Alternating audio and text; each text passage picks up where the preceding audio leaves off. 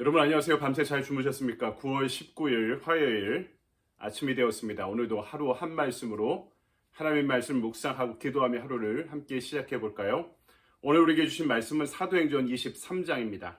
11절부터 22절까지의 말씀 제가 봉독해 올리도록 하겠습니다. 그날 밤에 주께서 바울 곁에 서서 이르시되 담대하라. 내가 예루살렘에서 나의 일을 증언한 것 같이 로마에서도 증언하여야 하리라 하시니라. 날이 새매 유대인들이 당을 지어 맹세하되 바울을 죽이기 전에는 먹지도 아니하고 마시지도 아니하겠다 하고 이같이 동맹한 자가 40여 명이더라. 대제사장들과 장로들에게 가서 말하되 우리가 바울을 죽이기 전에는 아무것도 먹지 않기로 굳게 맹세하였으니 이제 너희는 그의 사실을 더 자세히 물어보려는 척하면서 공회와 함께 천부장에게 청하여 바울을 너희에게로 데리고 내려오게 하라. 우리는 그가 가까이 오기 전에 죽이기로 준비하였노라 하더니 바울의 생질이 그들이 매복하여 있다 함을 듣고 와서 영내에 들어가 바울에게 알린지라. 바울이 한 백부장을 청하여 이르되 이 청년을 천부장에게로 인도하라. 그에게 무슨 할 말이 있다 하니 천부장에게로 데리고 가서 이르되 죄수 바울이 나를 불러 이 청년이 당신께 할 말이 있다 하여 데리고 가기를 청하더이다 하매 천부장이 그의 손을 잡고 물러가서 조용히 묻되 내게 할 말이 무엇이냐? 대답하되 유대인들이 공모하기를 그들이 바울에 대하여 더 자세한 것을 묻기 위함이라 하고 내일 그를 데리고 공회로 내려오기를 당신께 청하자 하였으니 당신은 그들의 청함을 따르지 마옵소서. 그들 중에서 바울을 죽이기 전에는 먹지도 않고 마시지도 않기로 맹세한 자 40여 명이 그를 죽이려고 숨어서 지금 다 준비하고 당신의 허락만 기다리나이다 하니 이에 천부장이 청년을 보내며 경계하되 이 일을 내게 알렸다고 아무에게도 이르지 말라 하고. 아멘. 여기까지 읽겠습니다. 주님의 말씀입니다. 주님께 감사드립니다. 이 시간 오늘 우리에게 주신 말씀 가지고 야망입니까? 비전입니까? 라는 제목으로 하나님의 말씀을 증거하도록 하겠습니다. 사도행전 19장 21절을 보면 바울의 꿈이 이렇게 나옵니다. 이 일이 다 된 후에, 이 일은 바울의 에베소 선교를 이야기하죠. 마게도냐와 아가료로 다녀서 예루살렘에 가기를 경영하여 이르되 내가 거기 갔다가 후에 로마도 보아야 하리라 하고 이렇게 이야기하고 있습니다. 바울의 꿈이 뭐라고요? 예루살렘에 가서 복음을 전하고 또 로마에 가서도 복음을 전하겠다는 것이 그의 비전이자 꿈이었습니다. 그런데 그 꿈을 꾸고 있던 꿈꾸는 자 바울이 지금 예루살렘에 찾아왔습니다. 어떤 사건들이 벌어지고 있습니까? 동족들이 그를 죽이려고 위협을 가하고 있고 예루살렘 모교회는 바울의 상황을 외면하고 있는 것처럼 보이고 있습니다.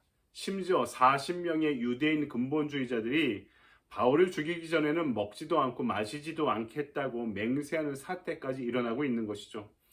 참으로 어처구니 없는 상황인데요. 바울의 입장에서 생각해보면 두렵고 절망적인 상황이 분명합니다. 하지만 이 장면에서 바울의 진면목이 또한 드러나고 있죠. 오늘 말씀을 읽다 보면 낭중지추라는 말이 바울에게 어울리는 표현이다라는 것을 알게 됩니다. 이 말은 주머니 속의 송곳이라는 뜻인데요. 뛰어난 사람은 숨어 있어도 저절로 드러나게 되어 있다라는 뜻입니다. 복음으로 바로 서 있는 바울은요, 위기 앞에서도 그의 진가가 드러나고 있다는 것이죠. 그 위기 가운데 그동안 쫓아온 꿈이 다시 한번 점검하게 되는 것이죠. 자신의 야망을 위한 것이었는지 하나님의 비전을 위한 것이었는지를 지금 그가 다시 한번 분별하고 있습니다. 오늘 말씀은 첫 번째로 비전 메이커로 숙성되고 있는 바울을 우리에게 보여주고 있죠. 여러분, 장은요 오래돼야 숙성되어야지 맛이 드러납니다. 친구도 오랜 친구가 믿을만 하죠. 내 속 이야기를 털어놓을 만한 친구가 되는 것입니다. 마찬가지로 하나님께서 하나님의 꿈을 위한 비전 메이커들을 사용하기 위해서 그 꿈과 사역을 숙성시키는 그런 과정을 거치게 만드십니다. 바로 인생의 한계의 상황과 고난한 상황을 경험하게 만드시는 것이죠. 인생의 벽 앞에서 고난 앞에서 감내하고 견디고 승리하는 법을 배우게 만드신다는 것입니다. 제자들은 이런 과정을 통해 숙성되어 왔습니다. 그래서 자신의 야망이 아니라 하나님의 비전을 위해서 살아가는 법을 배우게 되었던 것입니다. 그러면서 내 꿈을 하나님의 꿈에 어떻게 조율해 나갈 것인가 하는 것을 배우고 익히고 살아가게 되었던 것이죠. 이런 경험이 있느냐 없느냐에 따라서 여러분 그 사람의 진가가 달라지게 되는 것입니다. 사람됨의 맛이 달라지는 것이죠. 독일의 막스 플랑크 교육연구소라는 곳이 있는데요. 이 연구소에서 15년간 1000명의 사람을 대상으로 나이와 지혜의 상관관계에 대해서 연구를 하고 흥미로운 결과를 발표한 적이 있었습니다. 지혜로운 사람들에게는 그들에게 드러난 몇 가지 공통점이 있었다는 거죠. 그들 대부분이 고난과 역경을 극복한 경험이 있는 사람이었다고 합니다. 가난한 환경에 살았다거나 남보다 일찍 생활전선에 뛰어들었다거나 거칠고 힘든 일을 경험해 본 사람들이 대부분이었다는 것이죠. 고난의 경험을 갖고 고난을 극복한 경험을 갖고 있던 사람들이 일반적인 사람에 비해서 지혜의 깊이가 남달랐다라고 평가하고 해석하고 있는 것입니다.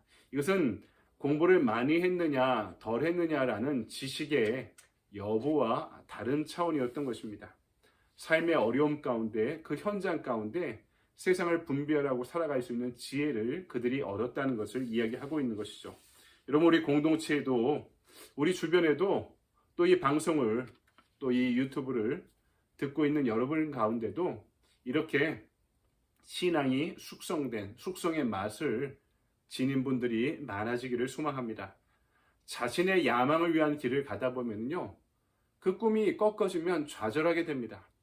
하지만 하나님의 비전을 위한 길이라면 그 꿈이 꺾어져도요, 그 꿈은 내 꿈이 아니라 하나님의 꿈을 위한 길이기 때문에 더 깊이 있게 숙성되는 맛을 보이게 되어 있다는 것입니다. 그리고 종국에는 하나님이 그를 통해 하나님의 비전을 성취케 하시리라 믿습니다.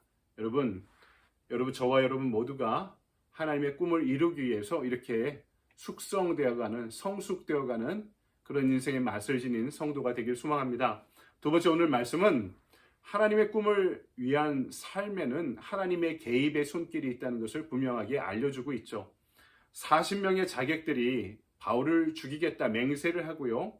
여기에 대제사장들과 장로들 그리고 정치인들까지 합세해서 바울을 제거하려고 합니다. 바로 그때 바울의 조카, 오늘 본문에서는 생질로 번역되어 있죠. 누이의 아들이 찾아와서 유대인의 계획을 바울에게 알리고 또 바울을 통해 천부장에게 알리면서 바울의 살 길이 열리게 됩니다.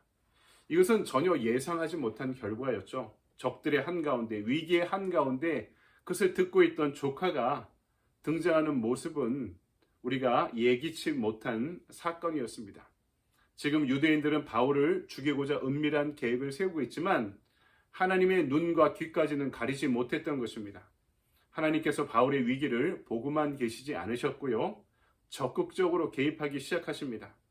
하나님의 개입은 이 생질 조카의 등장에서 끝나지 않습니다. 그동안 바울을 지켜보며 바울을 그냥 경시하기만 했던 천부장이 이 소식을 듣고 23절을 보니까 한밤중에 보병과 기병과 창병을 470명을 중무장시켜서 바울을 자신의 직속 상관인 총독으로 호송시킵니다.